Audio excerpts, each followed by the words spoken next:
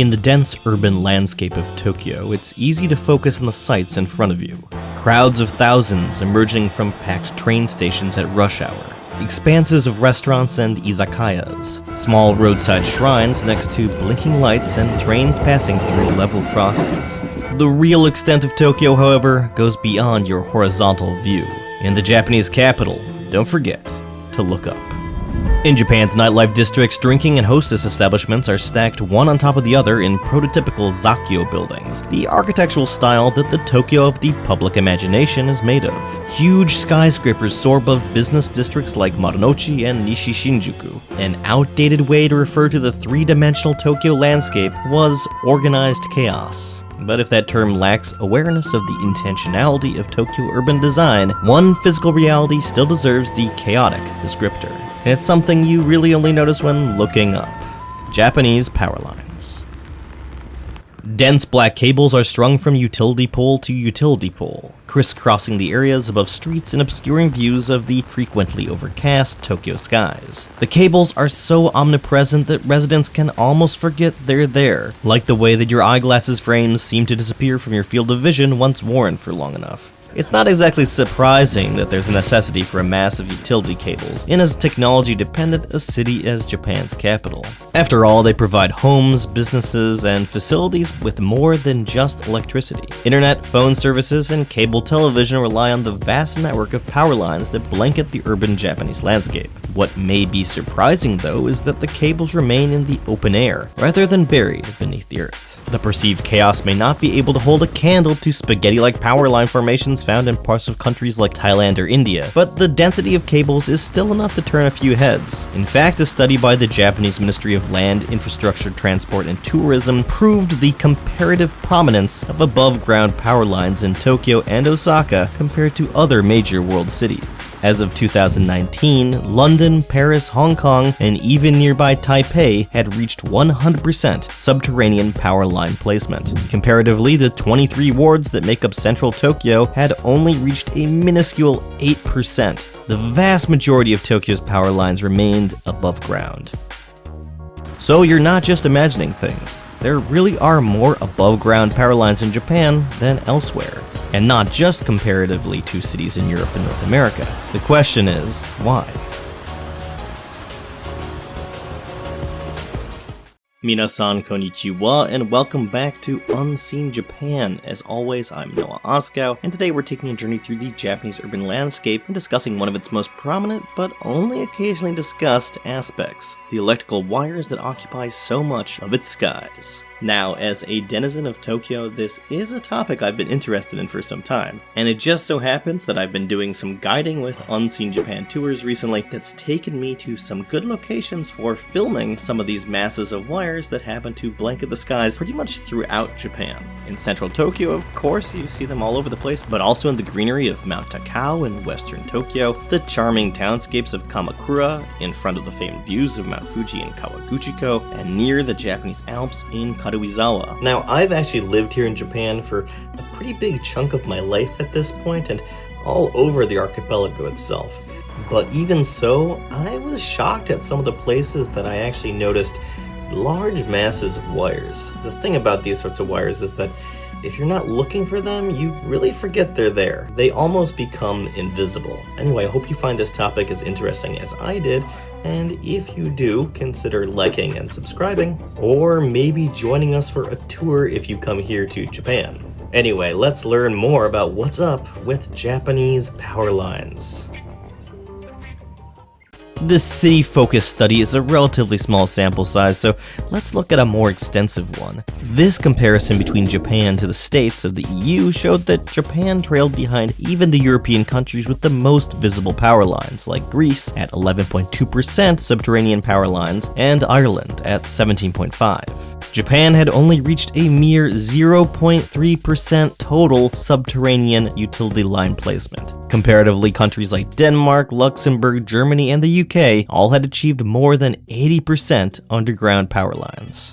There are a number of reasons why other countries have chosen to underground their utility lines. One is pretty instinctual. Power lines are ugly. Utilities are unsightly reminders of the vast network of infrastructure necessary for our societies to function. They're brutalist, mechanical, and their presence upsets both the natural and intentional aesthetics of the places that we live in. A 2006 study in England and Wales found that a massive 87% of respondents preferred underground cables to aerial cabling. Undergrounding can lead to a more pleasant urban space for both residents and visitors. The more practical reasons for undergrounding include the reliability provided by an underground electrical grid. Above-ground cables are more susceptible to environmental factors. High winds and storms can down utility poles. Snow buildup can cause utility collapse. Animals can gnaw into cables, and profit-minded thieves can more easily steal utility parts. Notably, Japanese power lines are mostly what's known as aerial cables. These are insulated, as opposed to the naked power lines one sees on high-up power lines in the American countryside. This helps prevent dangerous direct contact between animals, or wayward humans, and the wire's deadly electric currents. Such aerial cables are still vulnerable to the typhoons that regularly buffet Japan's coasts, however. In 2019, for example, Typhoon Foxai made landfall in Chiba Prefecture, its powerful winds downing almost 2,000 utility poles. Over 930,000 homes lost electricity.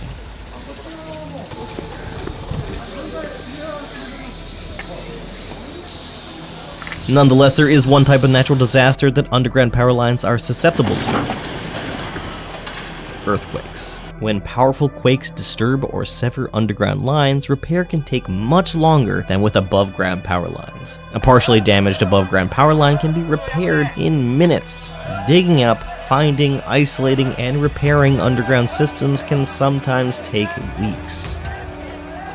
So earthquakes would seem to be the most obvious reason for Japan's aerial power lines. Reality, though, is not actually so cut and dry. The Network for Non-Pole Community, the Densennai Machizukuri Shien Network, an organization dedicated to reducing utility pole presence in Japan, has discussed the secondary damages caused by utility pole collapse during the devastating 1995 Great Hanshin earthquake. Areas with more above-ground utility poles, they say, suffered more damage. Downed poles also prevent emergency vehicles from easily navigating the streets of devastated Kobe, so Japan's noted seismic activity cuts both ways in the aerial versus undergrounding debate. What seems to create the biggest hurdle to powerline undergrounding, though, is something a bit less exciting than earthquakes or aesthetics. Undergrounding of utilities is expensive. In most countries, you can expect upfront costs for subterranean power line installation to be 2 to 4 times costlier than aerial alternatives. Additionally, undergrounding is often more expensive in Japan than other advanced economies. For example, Japanese renewable energy media site Hatch reports that undergrounding in Japan costs nearly 20% more than in France. Hatch also reports that regulations concerning underground cable laying are more complex in Japan than elsewhere. Just obtaining permission to lay electrical wires in Japan's complex map of municipalities and special wards can be a nightmare. Now, this isn't to say the localities don't want to get rid of utility poles and unsightly power lines. Various government initiatives have looked into the benefits of doing just that. Here's 3-time and, as of this video, current governor of Tokyo, Koike Yuriko, discussing her desire to turn Tokyo into a city free of utility poles. 目に慣れてしまいますとこれが当たり前と思いがちですが、海外などいらしたらですね、本当に素晴らしい景色というか街並みにみんな大変感心するわけですね。お戻りになってからそれを日本に求めないっていうのは何なんだろうなと。私自身は阪神大震災も経験をいたしておりますし、これまで震災津波、残念ながら災害が続いております。電柱が倒れることによってですね、救援であるとか救急、それから復旧、これを大変妨げるんです。But just like the web of electrical wires that blanket the Japanese skyscape, the pros and cons create a complicated situation. Take the ubiquitous utility poles of Tokyo. On the one hand, poles are useful locations for posting addresses and public announcement signage in often confusing urban landscapes. On the other, poles take up valuable real estate and decrease accessibility by making narrow streets more difficult for wheelchair users to traverse. There's also the fact that omnipresent electrical wires have been around for long enough to become part of the perceived imagery of Japanese public spaces. In 2014, Huffington Post's Japanese edition reported on how a visual created to highlight Powerline ugliness actually backfired. Hokusai's famed Red Fuji looks strangely atmospheric with a mass of electricity cables in front of it. Imagery of drooping utility lines over Japanese cityscapes found in anime, manga, and live-action media has helped impart a feeling of atmosphere to otherwise unappealing infrastructure. Perhaps no series has done so as influentially as 1998's psychological techno-drama Serial Experiments Lain. The series' surreal imagery of electrical wires dominating ordinary Japanese cityscapes powering an internet that is slowly replacing reality was so effective that you can now find YouTube videos like 12 hours of Powerline noise from Serial Experiments Lain with over 1 million views. That's a lot of views. Neon Genesis Evangelion, the epoch-making anime from 1995, is just one more series to ingrain images of modern Japanese infrastructure into the global sci-fi imagination. This imagery is powerful enough that its reach extends beyond the borders here in Japan. I recently had a friend visit for the first time from the States, and when I pointed out the ubiquitous power lines, he said that the sight felt strangely nostalgic. Japanese media depictions of utility wires in the local landscape has created a type of borrowed nostalgia abroad for another country's infrastructure.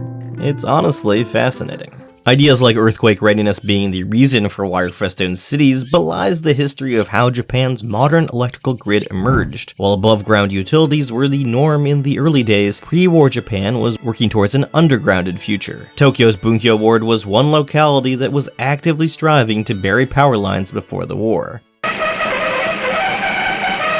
In Japan's colonial empire, new towns developed in the puppet state of Manchukuo were designed with underground power lines in mind.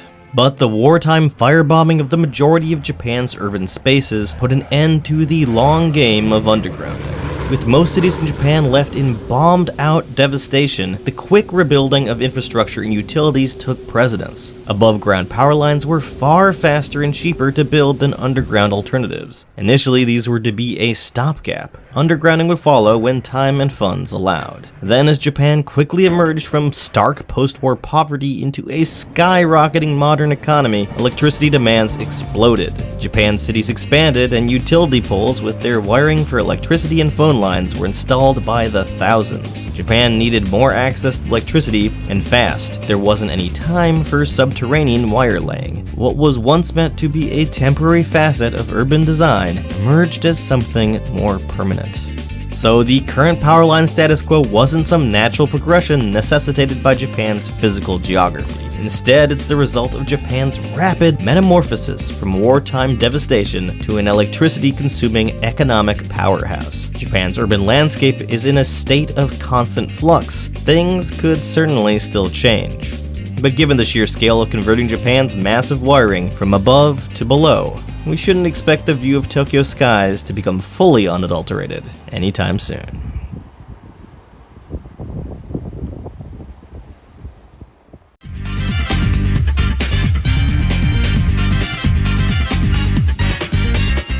Alright everyone, thanks for watching this one. I've been hard at work on a bunch of major UJ projects, and this seemed like the perfect combination of interesting and comparatively brief. In other words, something worth getting out in between more time-intensive videos. A bit like my older Tornadoes in Japan video. And I hope you enjoyed it. Part 2 of the history of the Japanese Peruvians is on its way, as are some major media and history pieces.